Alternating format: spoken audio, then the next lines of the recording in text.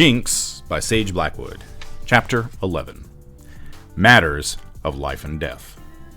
Jinx recovered his breath first. What was... You idiot! Simon was still leaning against the door. How did you? He was too out of breath to continue. I'm not an idiot, said Jinx. That was the place Sophie comes from, Samarra. Where was it? He knew it was through the door, but now they were back in Simon's house, which was in the Urwald, which Samarra most definitely was not. Go into the house. Simon spoke through clenched teeth. Can I look at these books? Simon didn't answer, and Jinx decided not to press the point. He came to the blank wall, reached out for the door, and opened it. How did you do that? Simon demanded behind him. His tight-sounding voice scared Jinx. I know it's there, said Jinx. Simon didn't answer, and Jinx walked fast to the kitchen, wanting to get away. Simon hardly ever got really angry at Jinx. Not like this. Usually he was just cranky. Out in the kitchen, Jinx Out in the kitchen, Jinx was headed straight for the front door when Simon said, Jinx, come here. Something in his voice didn't sound right. Jinx stopped and turned around. Simon was sitting on the stove steps. Take a look at this and tell me how bad it is, Simon said. Jinx had a sudden cold wave of dread, as if he'd just swallowed ice. There was a steady line of dark red drips along the floor from the passageway to the steps where Simon sat. Jinx went over to Simon, who was trying to point to a spot on his back just below his shoulder. Reluctantly, fearing what he would see, Jinx looked. There was a spreading stain on the back of Simon's purple robe. I can't tell. You have to take it off, said Jinx. His voice sounded as loud and strange as it had inside the Temple of Knowledge. Reality seemed to have sucked out the room. Pull this sleeve for me. Jinx pulled on the sleeve, helping Simon out of the top of his robe. The shirt he wore underneath it was drenched with blood. I guess I should cut your shirt off, said Jinx. Press that sleeve against the wound first. See if you can stop the bleeding. Jinx wadded up a sleeve of the purple robe and pressed it against where he thought the blood was coming from, right under Simon's left shoulder blade. Jinx had seen pictures of the insides of people in one of Simon's books. Did wizards have hearts on the same place as normal people? Press harder, said Simon. Jinx did. Blood was soaking through onto his hand. He wanted to go back to the beginning of today and start over and have it all go differently. You said those guards couldn't hurt you. Lied, said Simon succinctly. Simon? Jinx was enormously glad to hear that voice. Sophie burst into the kitchen, a wave of fury. What on earth were you thinking coming to Samarra? Are you insane? Her fists were clenched. She looked ready to hit somebody, and Jinx wasn't about to tell her that Simon had gone to Samarra looking for him. Stirring up the temple, stirring up the populace. It's lucky no one was killed. Sophie, raging, seemed to draw reality down into the room again. Jinx was relieved to have it back. Simon's face was getting paler, and the look he was giving his wife was a funny one. Jinx had no idea what he was thinking. I think Simon might have gotten killed, Jinx said. What? Jinx nodded at his hand, which was still pressed as hard as he could against the seeping blood. Sophie pushed aside the bloody sleeve, Jinx's hand, and Jinx with the same motion. Get some dittany, Jinx, and boil some water. Jinx ran to the workroom to find the herb. Then he pumped water into a kettle, swung it over the fire, and used the bellows to puff the fire to life. After that, he ran for the other things Sophie wanted. A white sheet, more herbs, and then a needle and thread, which he was supposed to boil. Then he spread a blanket on the floor to help Sophie help Simon to lie face down on it. Sophie ripped the bloody shirt down the back. The blood had stopped pouring and was only welling up slowly now from a jagged purple cut. Jinx felt sick. Bring me more candles, said Sophie, and get these cats out of here. Jinx found all of the candles he could and set them burning around Simon, stuck into bottles and candlesticks.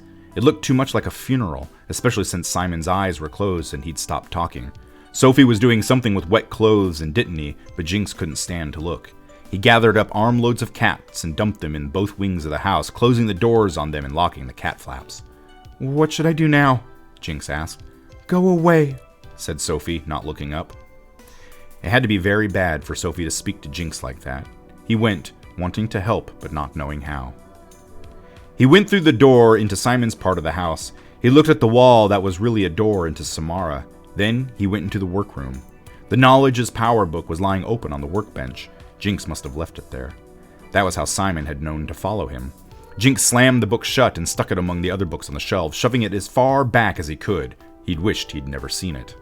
Except that he was glad he'd been to Samarra. Even though he hadn't found his magic there, the world was much bigger now than it had been. He wanted to go back, to explore it some more. He walked back to the hidden door. There was a blood stain on the floor, half covered by the stone wall. Jinx reached through the stone and touched the door. He went back into the workroom and started putting things away he'd disturbed when he was fetching herbs for Sophie. The door to the kitchen creaked. There were footsteps in the hall. Jinx? Sophie came into the room. Oh, there you are, she said. Her hands were covered with dried blood. She looked exhausted. Jinx waited for her to tell him. What happened, Jinx? Is he dead? No, said Sophie. She went over to Simon's stool and sat down. No, if he has a heart, they missed it. So he's going to be all right? I don't know. There are... She paused and shook her head. A lot of things that can happen. If only we could take him back to Samarra. There are physicians there. Can't we bring them here? No, said Sophie. Her voice shook, and Jinx had a horrible feeling that she was going to cry, which he wanted to see even less than when he had wanted to see all that blood. I'll get you something to drink, said Jinx, getting out of there. When he came back with a mug of cider and a wet towel for her hands, she had gotten control of herself. Jinx was relieved. She wiped her hands clean and drank the cider. After that, she looked a little better. What happened today? Sophie asked again. What did Simon say happened? He didn't say anything, Jinx. He's unconscious. We went to the temple, and then the guards chased us, and he fell down and got stabbed, and then we ran back here. Why on earth would Simon take you to Samarra? Well, he didn't. I sort of went. Where is Samarra? He asked to change the subject. You answer my questions and I may answer yours. How did you get to Samarra? Jinx was reminded that he had once been able to actually see the iron behind Sophie's niceness. I found the door. Knowledge is power? I see. Simon didn't tell you how to get there? No, I found the book that tells how. And what did you do in Samarra? Where did you go? Jinx told her. He remembered the noise and chatter. He would have liked to have talked to some of the people in the streets. They were all so unlike Urwald people, so much quicker and less frightened. And Simon came straight to the university. He didn't go anywhere else? No, said Jinx. Actually, he realized he didn't know. What is knowledge is power? Is it a kind of magic? Nip is Samarran magic. Knip? Oh, knowledge is power. But they don't do it at that temple place, do they? It hadn't felt magical at all. No, of course not. Magic is no longer permitted in Samarra. Is that why those guards chased Simon? Jinx asked. Sophie nodded. But why is it not permitted? Because of the things people use magic for, of course. Wizards wizards control people. They care more about power than about people. To them, people are just a way to get more power. Sophie said this with considerable vigor, and Jinx could tell that she really believed it. We study magic in theory at the university, she said. Magic among many other things. But to actually do it, that's against the law. The penalty is death.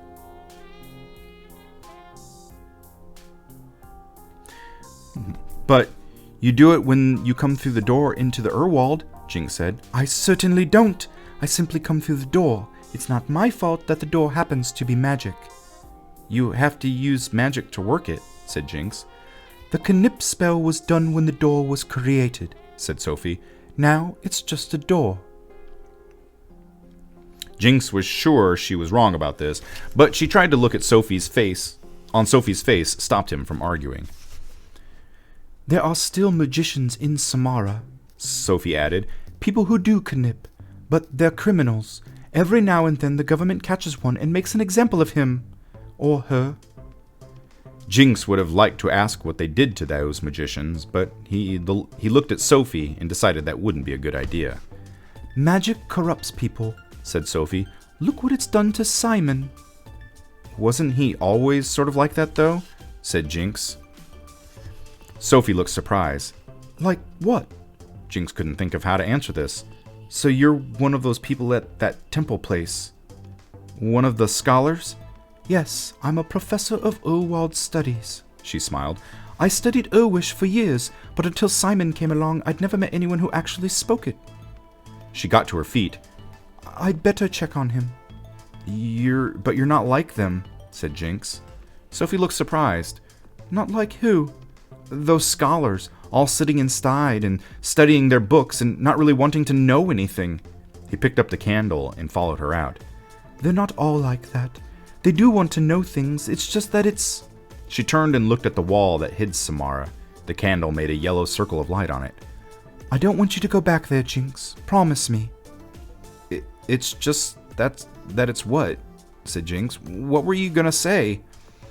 It's hard to learn anything when you already know everything. Sophie smiled.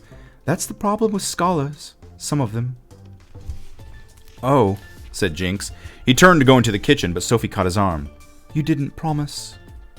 Jinx wanted to ask why he had to promise, but she was looking at him so hard that he found all he could say was, yeah. Say it, please, said Sophie with iron. I promise, said Jinx, and then, seeing that this still wasn't good enough, that I won't go back to Samarra. It was like a door slamming shut on the wide world. He followed her into the kitchen, feeling trapped. Simon was still there. Seeing him unconscious on top of the cold stove gave Jinx a funny feeling in his stomach, as if the world had been turned upside down. What if Simon died? I'll sit up with him, said Sophie.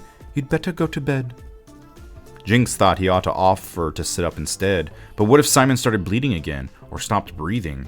Jinx wouldn't know what to do. So he went up to his room, and one he never slept in, and sat down on the bed. A puff of dust rose from it. The stone walls reminded him of a tomb. Simon would die someday, even if it wasn't today. Everybody dies. That's the most unfair thing in this world. Jinx would die someday. The thought made him stand up and leave the room. He climbed up the winding stone steps to the far-seeing window. The sky was getting light already. The view from the window sailed through a tangle of tree branches. Jinx saw a wolf skulking along the ground beneath. The thing was, he didn't hate Simon. He couldn't even really stay angry at him. He meant to, but Simon was, well, always there. It was hard to stay angry at someone who was always there. The truth was, he was actually sort of fond of Simon. Jinx imagined life without Simon. Would he be allowed to stay in Simon's house? But he wouldn't want to stay there alone with the cats, and he didn't think Sophie would come and stay here with him. Would she take Jinx back to Samarra? Jinx wanted to see more of Samarra, he really did. He was angry at Sophie for making him promise that he wouldn't try to go back, but to live there, with the hot sun and no proper trees, and face it, no magic. The scene in the far-seeing window shifted to a party of trolls running along a wide path, the Troll Way. Jinx had heard wanderers mention it. It led up to the glass mountains. Jinx had never seen mountains. There wasn't a lot in the Urwald that he'd never seen. Well, if he couldn't go back to Samarra, at least he could go see more of the world. And maybe somewhere out there was a way to find out what Simon had done to him, what he'd taken away from him, what Dame Glamour had called mind reading and deep Urwald magic. Somehow, there must be a way to get it back, and if anyone besides Simon would know it, Jinx realized, it would probably be Dame Glamour.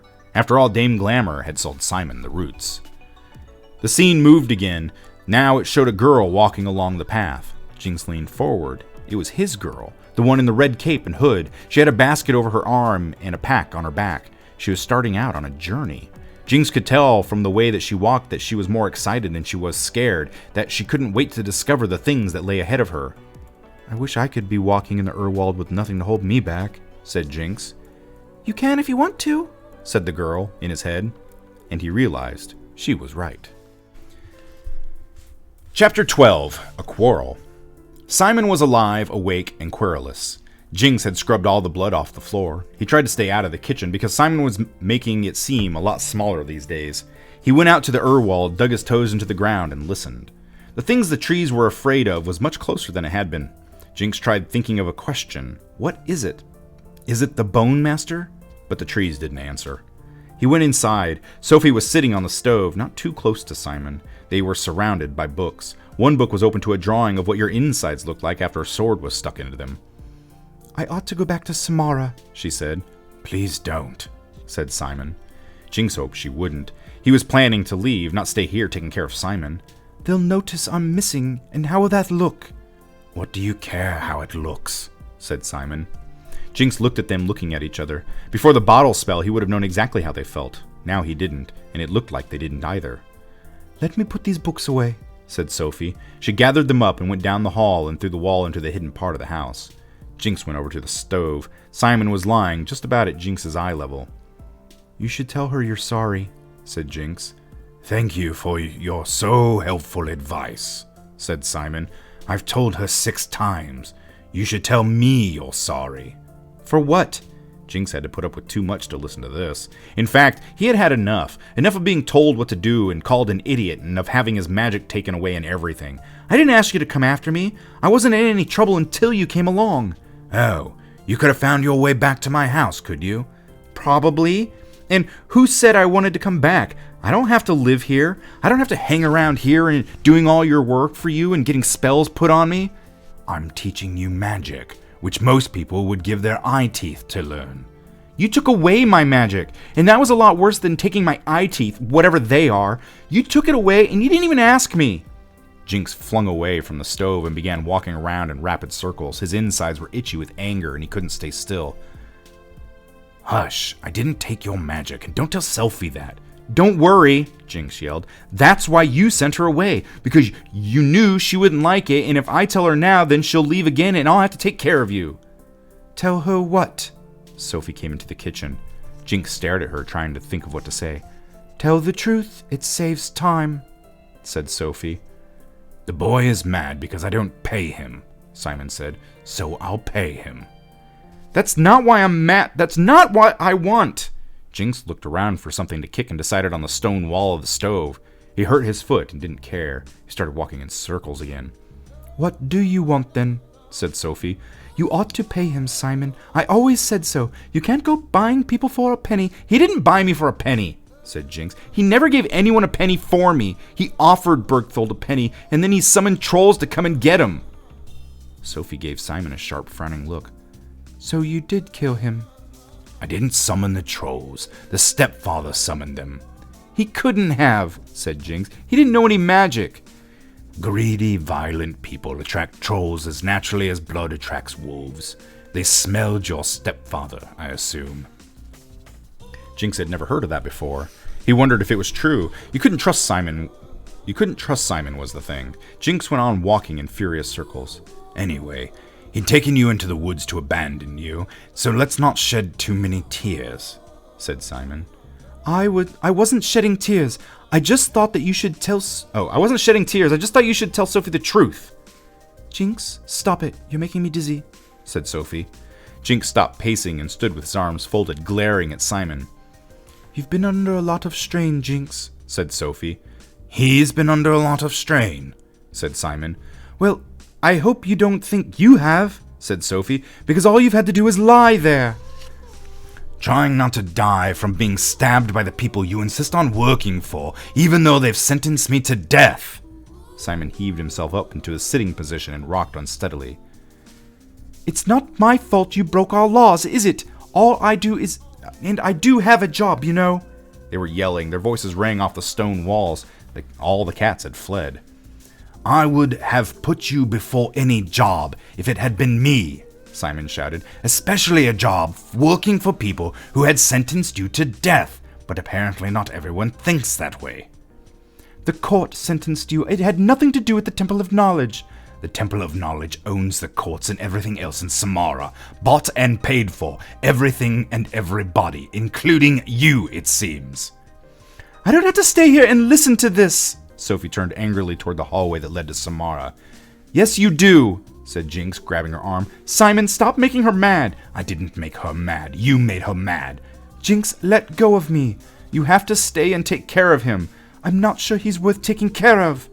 He was really sorry about all the stuff he said to you that time, said Jinx. He stares at that wall all the time, all right? He didn't want you to leave. Jinx, I don't know what you're talking about, said Sophie. I do. I saw it in his head, all right? I could tell what he was thinking. Oh, Jinx, don't be ridiculous. I'm not being ridiculous. You don't believe me either. He took my magic away and he never believed I had it, and neither do you. Sophie frowned. What do you mean he took away your magic? Jinx, shut up. I didn't take anything. No, I want to hear this, said Sophie.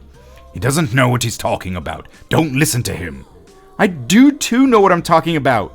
Jinx was yelling now. You got those roots from Dame Glamour on purpose so that you could do a spell on me, and she said it couldn't be for any good purpose. And you drew all those symbols on the floor, and you did the spell on me, and I floated up to the ceiling, and then you took away my magic and put it in a bottle, and that's why you sent Sophie away, because you knew she wouldn't let you, and now you're lying about it. In the ringing silence that followed this, Jinx realized that once you've said things, it's impossible to unsay them. Sophie turned to Simon. You what? It wasn't what it sounds like. That's it. I'm leaving, said Sophie. Are you even going to listen to my side of it? Simon demanded. No. I've done quite enough of that in my life already. You can't leave, Jinx said. I don't know how to take care of him, and he'll die. Well, then he won't be able to do spells on innocent little children and murder their stepfathers, said Sophie. I'm not an innocent little child, said Jinx, and my stepfather actually kind of beat me and starved me a whole lot. But that's not as bad as doing magic, said Simon. You can't go, Sophie. You can't let him die, and if you do, you'll be just as bad as he is, said Jinx. Oh, thanks, said Simon. You haven't reformed at all, have you, Simon? said Sophie. You did Death Force magic on the boy. I never do Death Force magic, said Simon. If you knew anything at all about magic, which you refuse to. What's Death Force magic? said Jinx. You'd know Death Force magic when you saw it, and anyway, I did it to keep him safe, said Simon. To hear you tell it, you've never done anything for a bad reason, said Sophie. What's Death Force magic? Jinx repeated, with a feel of rising panic. It's magic that uses human life, said Sophie, glaring at Simon. Well, I'm not dead, said Jinx, so he can't have done Death Force magic on me. The boy's even taking your side, said Sophie. I suppose that's because of a mind control spell? There's no such thing, said Simon. He's taking my side because I'm right. I'm not taking his side, said Jinx. He took my magic, I told you, and I want it back, and I'm going to go out into the Urwald and find it. You can't go into the Urwald, said Sophie. He can if he wants, said Simon. So go then, boy. Simon, you can't let him. It's too dangerous. Life is dangerous, said Simon. Young people need to see the world. There are all sorts of monsters out there, said Sophie. He could be killed. He knows how to conceal himself very effectively. Simon lay back down. And he knows the forest. He's not afraid of it, not like most people are. He has some crazy idea that the trees talk to him. I can't believe you'd let him go. I have to, don't I? He's not my slave, said Simon. If he doesn't appreciate what he's got, let him leave. Maybe he wants to go back to his people, said Sophie. I don't want to go back to them, said Jinx. I want to get my magic back. Where is his clearing? said Sophie. I don't know, said Simon. By the time I found him, he was already lost. You must have made inquiries, said Sophie. I know you. You always find things out. It's called Gooseberry Clearing, Simon admitted. West of here, a day's journey. It's not very big, and they had a bad bout of winter plague and a werewolf a couple of years ago. What? And you just let them die? Why not? They let Jinx to die, said Simon. Besides, they're not my responsibility. No, nothing is it? Anyway, they didn't all die, said Simon. He was watching Sophie's face carefully. I sent some rye and potatoes after they started starving. You're an extremely strange person, said Sophie. Are you going to give me my magic back then? said Jinx.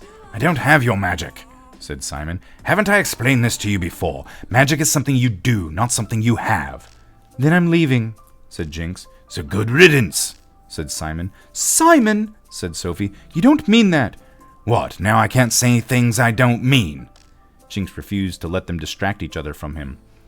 It was deep Urwald magic, he said. Dame Glamour said so, and I'm going to go into the Urwald and find it. Simon looked startled. Don't go near Dame Glamour. You can't go where you want. You can go where you want, but stay away from her. Jinx didn't bother to answer that. Dame Glamour could tell him what had happened to his magic. And stay away from the Bone Master, too, said Simon. But Jinx had no intention on going anywhere near the Bone Master. Why would he? He was going to Dame Glamour. Chapter 13. The Truce of the Path. The next day, which was drizzly, Jinx set out into the world to seek his fortune. He had a knife at his belt and a pack with a blanket and some food in it. He'd been hugged by Sophie and glowered at by Simon. Well, let him glower. Simon wasn't about to die, and Jinx was relieved about that, but he was pretty disgusted with the wizard on the whole. The feelings seemed to be mutual. Tucked into a hidden pocket inside his tunic, Jinx had the gold bird talisman Simon had made him. Simon had insisted he take it, and 5 silver pennies. In his outside pocket, he had 4 farthings, and he'd made by chopping up another penny. It was tricky splitting the pennies in exactly the right place, but Jinx was pretty good with an axe. He'd been chopping firewood for years. "I told you I was going to pay him," Simon had said, ostentatiously counting out the 6 pennies in front of Sophie. 6 pennies for 6 years. Good enough? Since Sophie didn't say anything, Jinx figured it must be good enough. He followed the path. It joined another path. Jinx stopped. To the west lied the thing the trees were so afraid of. Jinx didn't much want to run into it, but Dame Glamour's house was that way too. Jinx turned to the right and headed west. Jinx had been in the forest a lot, and he had left the path, and he had learned not to be afraid of the dark unknown, when he had had Simon's house to run back to, but now he didn't. There was an exhilarating thrill to being on a journey of his own, but it was scary too. He reminded himself that he could do a very strong concealment spell, or at least he had done one, once. The trees hung heavy overhead, and Jinx imagined things lurking in the branches. Werewolves. Could werewolves climb trees? The human part of them probably could, and there might be elves and vampires. Resolutely, he thought of the truce of the path. Nothing could attack him as long as he stayed on the path. He tried to recapture the elusive joy of freedom. Bam! Something hit him hard on the back of the head, and he was lying flat on the path, his face pressed down so that he tasted dirt. He struggled against it, the hand pressed into his back of his skull, then stopped when he could feel cold steel biting into his neck. "Let me go," he said. "Your money or your life?" "Okay, you can have my money," said Jinx, with some difficulty because the robber was kneeling on Jinx's back, and Jinx's mouth was full of gritty dirt from the path. "Let me up so I can get it." "Where is it?" said the robber suspiciously. "In my pocket, on my belt." The robber seized Jinx's belt and pulled the pocket around to the back. Jinx felt him unbutton the pocket and reach inside. "Is this all you've got?" "Yes, and I worked a year for it. Let me up." The weight was off of Jinx's back. Jinx stood up, turned around, and faced a boy about a head taller than he was. Jinx hadn't even been robbed by a full-grown robber. "Haven't you ever heard of the Truce of the Path?" Jinx demanded. "No," said the boy, tucking Jinx's money into his own belt pocket and buttoning it. He sheathed his knife. Jinx punched him in the stomach. The robber doubled over in pain. Jinx grabbed the robber's head, but the robber stood up, catching Jinx with his shoulder and threw him. The ground came up and hit Jinx so hard it felt as if he had passed right through him. He lay flat on his back and wondered if he would ever be able to breathe again. The robber plainly knew more about fighting than Jinx did. Jinx decided to stay where he was. The robber clutched his stomach and uttered a foul word. "Shame on you," said Jinx, getting his breath back at last. "At least I didn't break the truce of the path." Well, actually he had, but the robber had broken it first.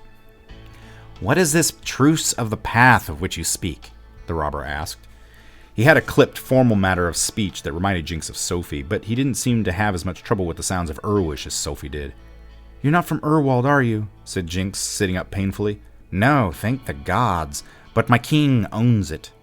"Nobody owns the Urwald," said Jinx. He got to his feet. He brushed off his coat and his breeches. He noticed that the robber was well dressed, at least by Urwald standards. You could afford to be if you were a robber, probably. The robber had a whole penny of the 6 Simon had given Jinx. The whole year of cleaning Simon's house, splitting firewood, mucking out the goats, and putting up with Simon's moods. It made Jinx angry. "The truce of the path," he told the robber, "is that you can't harm anyone while they're on the path. Every thinking creature in the Urwald obeys it. Even monsters obey it. If a werebear jumped out of the woods right now, it wouldn't hurt us. Everybody honors the truce. Only you," he jabbed the robber angrily in the chest, "don't." The robber took a step backward. "I didn't know about it." "Then you're an idiot." The robber looked hurt. "That wasn't very nice." "Neither is jumping on people's backs and stealing from them, idiot." Jinx turned and walked away. A moment later, he heard footsteps trotting behind him, and he spun around to face the robber again. "My name is Revan," said the robber, extending a hand. Jinx stared at the hand and then at the robber. He had light brown hair and a thin face, and Jinx thought that the robber would not grow up to be the kind of thick, hairy man that survived best in the Urwald. "And whom do I have the honor of addressing?" the robber asked, putting his hand down again. "Jinx." Do you mind if I walk with you for a while? Said Revan. Jinx looked at him in disbelief. Quite aside from the fact that Revan had just robbed him, Jinx still had 5 pennies sewn into the inside of his clothes and Simon's gold talisman. And he had more important things like his blanket and his knife. He'd never thought of using the knife when he fought Revan, which he didn't want to have stolen. I suppose I can't stop you, said Jinx, and turned around and walked on, with the robber beside him.